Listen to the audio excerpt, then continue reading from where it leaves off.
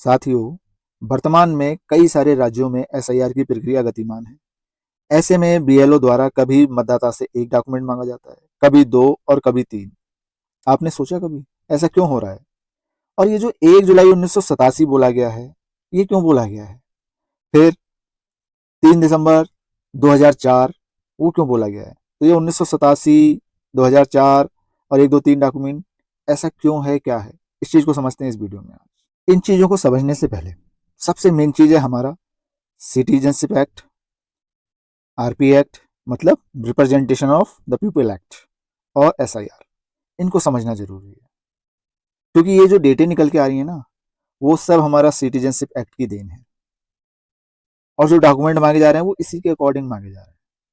आप सभी को भली भांति ज्ञात होगा कि हमारा प्यारा भारत सन 1947 में आज़ाद हुआ। 1950 में हमारा संविधान बनाया गया और संविधान बनाने के बाद 30 दिसंबर 1955 को हमारा नागरिकता अधिनियम लागू हुआ, सिटीजनशिप एक्ट 1995। इस अधिनियम में नागरिकता के बारे में तरह तरह के प्रावधान किए गए, जैसे धारा 3 में जन्म के बारे में, धारा 4 में वंश, 5 में पंजीकरण, 6 में देशीकरण, 7 में किसी क्षेत्र के भारत में विलय से संबंधित। ये ढेर सारे प्रावधान थे और भी बहुत सारे प्रावधान हैं। मेन चीज है जन्म का प्रावधान। हम यूं कहें कि हमारा जो नागरिकता कानून है वो ये कहता है कि किसी भी व्यक्ति का अगर भारत में जन्म होता है तो वो भारत का नागरिक होगा, अर्थात जन्म से भारत की नागरिकता, यानी जो भारत में पैदा हुआ वो भारत का नागरिक है। ये बात कहता है सिटीजनशिप एक्ट 1955। लेकिन उसके बाद इसमें संशोधन होते हैं और आगे यहां हमने ये कहा कि जो भारत में जन्मा वो भारत का नागरिक हो गया। जो भारत का नागरिक है, क्या वह भारत का मतदाता है? ऐसा जरूरी नहीं है। भारत का नागरिक मतदाता हो भी सकता है, नहीं भी हो सकता है। आगे समझो, जो हमारा representation of the people act 1950 है, ये कहता है कि भारत का नागरिक अगर कोई नहीं है तो वो भारत का मतदाता नहीं होगा। ये ध्यान दो, अगर भारत का नागरिक नहीं है तो मतदाता नहीं होगा। इसलिए हम कहते हैं जो हमारे इलीगल माइग्रेंट होते हैं उन्हें वोटिंग का राइट्स नहीं होता है। इलीगल माइग्रेंट समझ रहे हो, जो दूसरे देश से हमारे देश में घुसपैठ करके आ जाते हैं, जिनको घुसपैठिया कह देते हैं, उनको वोट देने का अधिकार नहीं मिलता है क्योंकि वो भारत के नागरिक नहीं है। अब दूसरी चीज, भारत का नागरिक है, वोट का अधिकार है या नहीं, तो अब उस पर कंडीशन लगेंगी। चुनाव आयोग की जो मतदाता सूची है उसमें अगर उसका नाम है तो वो वोट देगा। यदि वो भारत का नागरिक है लेकिन मतदाता सूची में उसका नाम नहीं है तो उसे वोट का राइट्स नहीं मिलेगा। तो भारत के नागरिक को अपना नाम निर्वाचन सूची में जुड़वाना चाहिए, तभी उसे वोट देने का राइट्स मिलेगा। समझ गए होंगे हमारा आरपी एक्ट 1950 क्या कह रहा है, सिटीजनशिप एक्ट 1955 क्या कह रहा है। यहाँ आरपी एक्ट 1950 में एक चीज और जोड़ना चाहूंगा कि जो भारत का नागरिक नहीं है वो भारत का वोटर नहीं हो सकता, ये तो कंफर्म है। अब भारत के वोटर होने के लिए क्या कंडीशन है? तो सबसे पहली कंडीशन ये है कि जो बंदा भारत का वोटर बनने जा रहा है उसकी उम्र 18 वर्ष से अधिक होनी चाहिए। 18 साल के बाद ही उसको वोटिंग का राइट्स मिलेगा। और दूसरी कंडीशन इसमें यह भी है कि आप जो मतदाता होने का अधिकार ले रहे हैं, तो जिस कंस्टिट्यूंसी से आप ये अधिकार ले रहे हैं आपको सामान्यतः उस कंस्टिट्यूंसी में निवास करना चाहिए, यानी ऑर्डिनरी रेजिडेंस होना चाहिए आपका वहां, तभी आप इस अधिनियम के तहत मतदाता बनेंगे। अब आते हैं एसआईआर पे। ऐसा भी तो हो सकता है कि जो हमारी मतदाता सूची है उसमें किसी ने अपना नाम जुगाड़ तुगाड़ करके कर लिया हो। भारत का नागरिक है नहीं है उससे मतलब ही नहीं है, उसने तो जुगाड़ लगाया और अपना नाम जुड़वा लिया। जैसे हमारे यहाँ उत्तराखंड में, बिहार में ये माना जाता है कि नेपाल के साथ हमारा रोटी बेटी का संबंध है। बहुत सारी लड़कियां नेपाल की जो हमारे यहाँ बहू बन के आती हैं, तो पहले उनको नागरिकता मिलनी चाहिए, उसके बाद उनका नाम मतदाता सूची में जुड़ना चाहिए, तभी उन्हें वोटिंग राइट्स मिलेगा। लेकिन होता क्या है कि उनको नागरिकता मिली नहीं मिली इससे मतलब नहीं रखते हैं, लेकिन अन्य कागजों में उनका नाम जुड़वा दिया और उसके बाद उनका वोट बनवा दिया और वोटिंग राइट्स दे दिया। इसके अलावा और भी बहुत सारे इलीगल माइग्रेंट्स हैं, जैसे बांग्लादेश साइड से भी आते हैं, नेपाल साइड से भी आते हैं, या और किसी देश की तरफ से भी आते हों। वो लोग हमारे बिना भारत की नागरिकता ग्रहण किए मतदाता होने का अधिकार ना प्राप्त कर लें, इसके लिए एसआईआर है। एसआईआर क्या है? मात्र हमारे वोटिंग राइट्स का वेरिफिकेशन है। ये एक वेरिफिकेशन प्रक्रिया है, कोई हमारा ये सिटीजनशिप एक्ट नहीं है। ठीक है, तो तीनों चीजों में अंतर समझ गया होंगे, सिटीजनशिप एक्ट, आरपी एक्ट और एसआईआर। अब सिटीजनशिप एक्ट को समझ लेते हैं। देखो, सबसे पहले हमारा सिटीजनशिप एक्ट 1955 आया। इसके अकॉर्डिंग जो भारत में जन्मा है वो भारत का नागरिक है।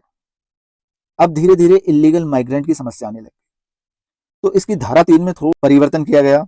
इसके नियमों को थोड़ा और कड़ा किया गया और 1987 में इस एक्ट में संशोधन किया गया और धारा 3 में एक सब धारा और जोड़ दी गई और उसमें ये प्रावधान किया गया कि जन्म तो है ही है, साथ में जन्म के समय उसके माता या पिता में से कोई एक भारत का नागरिक होना चाहिए। तो ये दूसरी कंडीशन यहाँ जुड़ गई। यहाँ सिर्फ एक कंडीशन थी, यहाँ दो कंडीशन आ गई 1987 में। अब 1987 का जो नागरिकता कानून है ये हमारा लागू हुआ था 1 जुलाई 1987 को। इसीलिए एसआईआर में 1 जुलाई 1987 कट ऑफ डेट लगाई गई है कि 1 जुलाई 1987 से पहले के जो लोग जन्म वाले हैं उनसे मात्र एक डॉक्यूमेंट लिया जाएगा। क्यों? 1 जुलाई 1987 से पहले जन्म वाले हमारे क्या रहे इस अधिनियम के अंदर 1955 वाले में, और 1955 वाले में प्रावधान क्या है? सिर्फ जन्म का, यानी मतदाता को सिर्फ अपना एक कागज देना है। अब ये तो 87 में हमारा अमेंडमेंट हुआ। 87 के बाद 2004 में एक और अमेंडमेंट हुआ। धारा 3 में एक और सबधारा जोड़ दी गई। दो सबधाराएं तो हमारी धारा 3 के अंदर थी 1987 के अंदर, और 2004 में उसमें एक और सबधारा जोड़ दी गई। यानी 2004 में पहली कंडीशन मतदाता का जन्म भारत में होना चाहिए, दूसरी कंडीशन जन्म के समय माता भारत की नागरिक होनी चाहिए, तीसरी कंडीशन पिता भी भारत के नागरिक होने चाहिए। अर्थात 3 कंडीशन लागू हो गई। कैंडिडेट, माता और पिता तीनों भारत के नागरिक होना चाहिए। तो इसीलिए इस 2004 अधिनियम के तहत, क्योंकि ये लागू हुआ है 3 दिसंबर 2004 को, तो 3 दिसंबर 2004 के बाद जिनका जन्म भारत में हुआ है उनसे 3 डॉक्यूमेंट लिए जा रहे हैं। 3 किस किस के? एक मतदाता का खुद का, एक माताजी का, एक पिताजी का। यहाँ पर 2 लिए जा रहे हैं, माता पिता में से कोई एक और एक मतदाता। यहाँ पर एक लिया जा रहा है, सिर्फ मतदाता का। तो ये नागरिकता कानून में जो संशोधन हुए हैं उसके आधार पर ये चीज है। और अब हमारी चल रही है एसआईआर, तो एसआईआर में हमारे वोटिंग का वेरिफिकेशन हो रहा है। इस चीज को और स्पष्ट समझते हैं तीनों केसों को अलग अलग।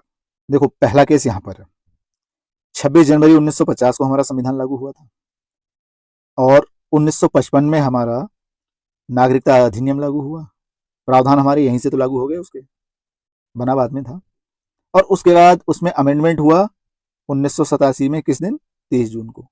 यानी 1 जुलाई 1987 से पहले भारत में जन्म हुआ जिस बंदे का, उसको सिर्फ एक डॉक्यूमेंट देना है, और किसका? खुद का। क्यों? 1 जुलाई 1987 से पहले जन्म, यानी 30 जून 1987 तक की बात हो रही है ना।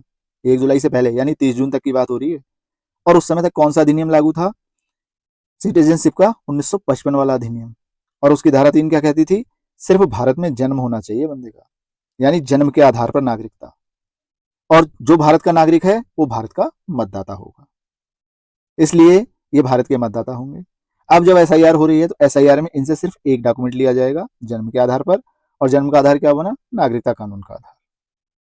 स्थिति स्पष्ट हो गई होगी कि भाई एक डॉक्यूमेंट क्यों लिया जा रहा है, और एक डॉक्यूमेंट लेने के साथ साथ ये जो 1 जुलाई 1987 कट ऑफ है ये क्यों रखी गई है। दूसरा केस 1 जुलाई 1987 से लेकर 2 दिसंबर 2004 तक। क्यों? 3 दिसंबर 2004 को तो फिर से अमेंडमेंट हो गया ना उसमें, तो 3 दिसंबर से पहले पहले अर्थात 2 दिसंबर 2004 तक। और इधर हमारा अमेंडमेंट कब से हुआ? 1 जुलाई 1987। तो 1 जुलाई से 2 दिसंबर तक 1987 और 2004। अब यहाँ हमारी कंडीशन जो थी, इससे पहले सिटीजनशिप एक्ट बोल रहा है कि सिर्फ जन्म होना चाहिए। यहाँ उन्होंने बोला कि जन्म प्लस माता पिता में से कोई एक, जन्म तिथि, जन्म स्थान का स्वीकार दस्तावेज, फादर या मदर उस पेरेंट का स्वीकार दस्तावेज। तो अब इस कैटेगरी के अंदर हमारे 2 कागज आ गए, एक खुद का, एक माता पिता में से किसी एक का, क्योंकि नागरिकता कानून में यहां संशोधन हुआ।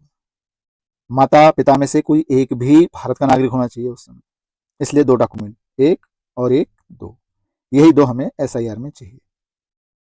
दूसरा केस भी स्पष्ट हुआ होगा। अब तीसरे केस को समझते हैं। 3 दिसंबर 2004 को नागरिकता कानून में फिर संशोधन हुआ। सिटीजनशिप अमेंडमेंट एक्ट बना, 2003 के नाम से बना था ये। इसमें यह प्रावधान हुआ कि भारत का नागरिक वो होगा जिसका जन्म भारत में हुआ और जन्म के समय उसके पिताजी भी भारतीय हैं, उसकी माताजी भी भारतीय हैं, अर्थात तीनों को प्रमाणित करना कि तीनों भारतीय हैं इस दिन। तो 3 दिसंबर 2004 से बाद जिनका जन्म हुआ है उनको 3 डॉक्यूमेंट देने हैं, खुद का, पापा जी का और मम्मी जी का। तो ये 3 डॉक्यूमेंट क्यों देने हुए? देखो सिटीजनशिप एक्ट आ गया ना, धारा दे रखी है किस दिन संशोधन हुआ, क्या हुआ। तो उम्मीद करते हैं अब आप अच्छे से समझ गए होंगे कि 1, 2, 3 ये डॉक्यूमेंट क्या हैं, क्यों हैं, और जो डेट है 1 जुलाई 1987 और 3 दिसंबर 2004 वो क्यों है? अब इस स्लाइड में थोड़ा सा ये डिस्कस करते हैं कि एसआईआर में नोटिस आपको कब और क्यों मिलेगा। इसके 2 कारण हैं। यदि आपकी पुरानी एसआईआर में कोई जानकारी उपलब्ध नहीं है, अर्थात आपका लिंक नहीं मिल रहा है, तो नो लिंक का नोटिस आएगा। और अगर पुराने डेटाबेस और नए डेटाबेस अर्थात पुरानी और नई डिटेल में कोई मिसमैच है, तब भी आपको विसंगति का नोटिस आएगा। ठीक है। अब नोटिस के बाद आपको क्या करना है? जो जन्म के हिसाब से 3 कैटेगरियां बन गई, आप जिस कैटेगरी में आ रहे हो उस कैटेगरी के अनुसार आपको डॉक्यूमेंट देना है। पहली कैटेगरी में हो तो 1 डॉक्यूमेंट, दूसरी में हो तो 2, तीसरी में हो 3। और ये 1, 2, 3 डॉक्यूमेंट आपको तभी देने जब आपका प्रीवियस एसआईआर से कोई लिंक नहीं है, यानी नो लिंक के केस में।